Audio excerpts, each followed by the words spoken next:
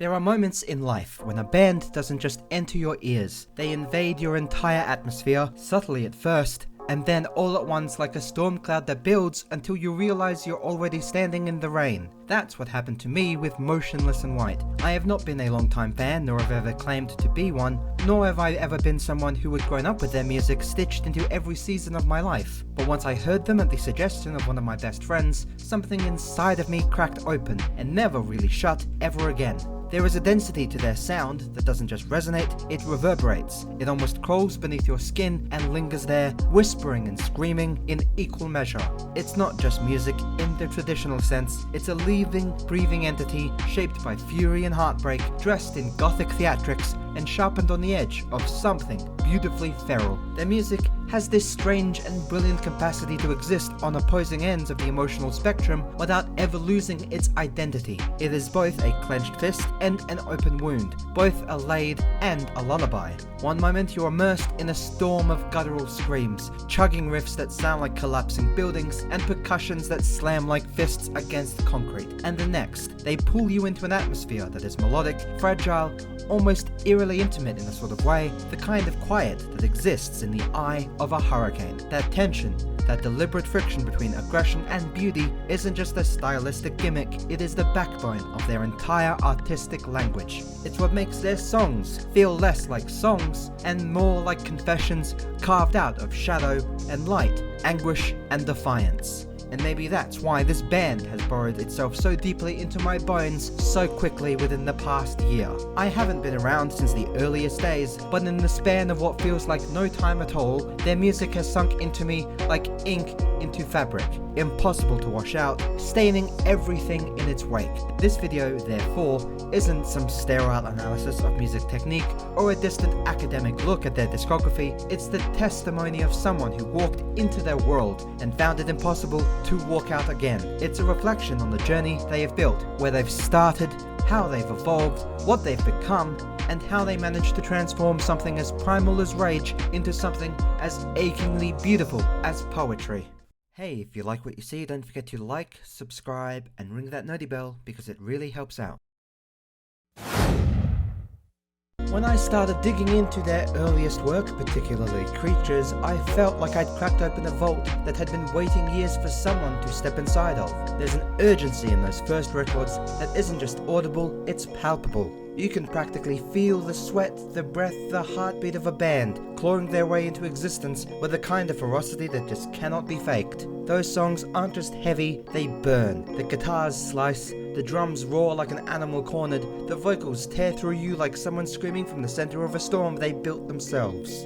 It's the sound of a band standing in the dark, holding a match, daring the entire world to look at the fire. What's most striking, revisiting those earlier years as someone who wasn't there to live it in real time, is how complete they already sounded. So many bands stumble into their identity, Motionless in White seemed to carve out theirs right from the very start. Their early music was a hybrid of metalcore aggression and gothic grandeur, unafraid to be theatrical, unafraid to be intense, unafraid to lean into the darkness in a way that felt both confrontational and intoxicating. It wasn't polished or designed to appeal to the masses, it was raw, unapologetic, and possessed this dangerous kind of confidence, like a warning sign nailed to the gate of something magnificent and terrifying. Even now, years removed, listening to those songs feels like being handed the band's beating heart in its rawest state. You can hear the hunger, the desperation, the restless need to matter. There's no calculated restraint in that era, only the sound of a band throwing everything they had into the void and hoping something screamed right back at them. And as someone who came into their world much later, hearing where they began feels like less listening to history and more like standing at the mouth of a storm that never stopped raging.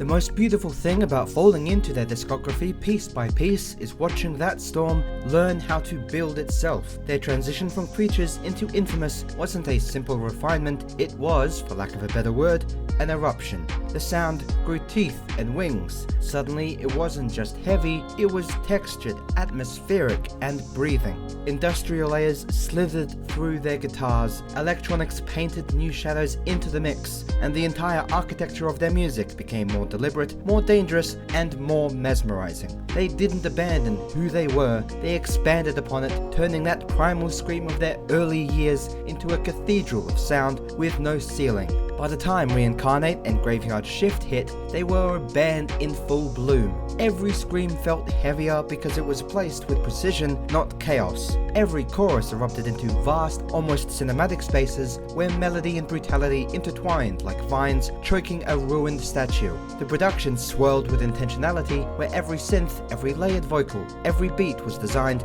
not just to hit but to resonate deeply. Their lyricism too grew sharper and more poetic, reaching beyond personal torment into something larger, something mythic. It wasn't just songs anymore, it was storytelling delivered through the growls and whispers, with the weight of 1,000 unspoken things resting between the lines. And what makes this era so personally intoxicating to me is that I can feel the deliberate hand behind every evolution this band took. This isn't a band merely chasing trends and wanting to become popular for the sake of it. This is a band refusing to stay in one place, building their own gravity. They managed to make their sound more melodic without dulling its sharpness, more accessible without softening their heart. As a fan who found them in their later years, this is the sound that dragged me under and refused to let go. It's a controlled kind of chaos, wrapped in a gothic elegance, a storm with a heartbeat. Watching where Motionless in White stands today feels like witnessing a storm, not only at its peak, but entirely aware of its own power. They have risen from being the outsiders with sharpened teeth to one of the most commanding presences in their entire scene, not by compromise, but by persistence, evolution, and sheer blistering force of will. Albums like The Skies and Scoring the End of the World don't just mark another era in their timeline, they feel like coronations. A band that once fought to be heard is now the one shaking the walls down on its own terms. Their current sound carries the weight of everything they've lived through. You can hear it in the way the production breathes, in how the aggression has now shaped direction with precision. The melodies soar higher, the screams dig deeper, and the atmosphere feels wider, as if they've outgrown the walls of the world they first built. But even with all that growth, the core hasn't changed. The darkness, the defiance, the theatrical poetry, it's all still there, only sharpened now like a blade that's been through fire too many times to ever dull again. As someone who came into their orbit quite late, there is strange, almost kind of a powerful type of beauty in standing in this moment, not at their beginning, but at their peak, feeling the storm fully formed. And perhaps the most moving part of being a fan now is watching how their music has become more than just sound. It's a community, it's a ritual, it's this shared pulse between people who understand what it means to scream and find beauty in the wreckage. Their shows aren't just concerts, they're gatherings, almost spiritual in the way everyone locks into the same current. They've built a world where the outsiders, the broken, the dreamers, the recluse, the unique, the furious, the fragile, all collide. And to be here now, be a part of that, feels like standing in the center of something much larger than just a single metalcore band. The deeper I sink into their work, the clearer it becomes that their aggression isn't just simply a vehicle for anger, it is a language. A living, breathing, screaming language. Every growl, every riff, every violent punch of the drums carries weight. Not random, not empty, but deliberate, forged in something very real. But behind that wall of noise, woven carefully between every jagged edge, is something far softer, far stranger, far more human. There's a poetry, not delicate, whispering poetry, designed to comfort, but poetry that claws and bleeds and lives. It's rage, sculpted into art, pain, turned into architecture. The lyrics are something I find myself obsessing over from time to time. They do not tiptoe around emotion, they dissect it. They don't code it in pretty metaphors to make it palatable. They use those metaphors to make it cut deeper. Their words are carved out of insomnia, heartbreak, rage, self-doubt, resilience, and defiance.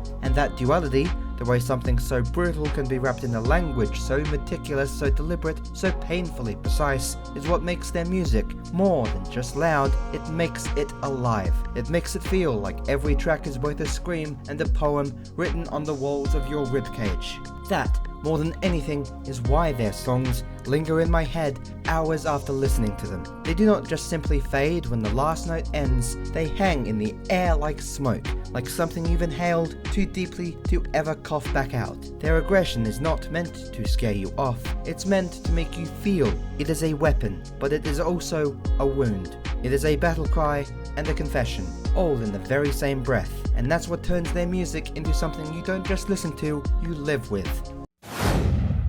Discovering Motionless in White has felt less like finding a band and more like stumbling into a storm that's been waiting for me all along. A storm that doesn't just rage, but speaks to you.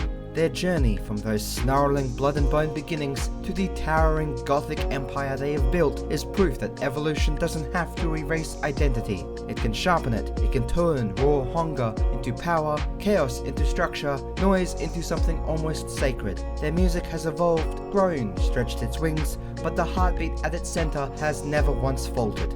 What's kept me locked into their world isn't just the heaviness or the theatrics of their music videos or even the brilliance of their craft. It's the truth that they carry inside the noise.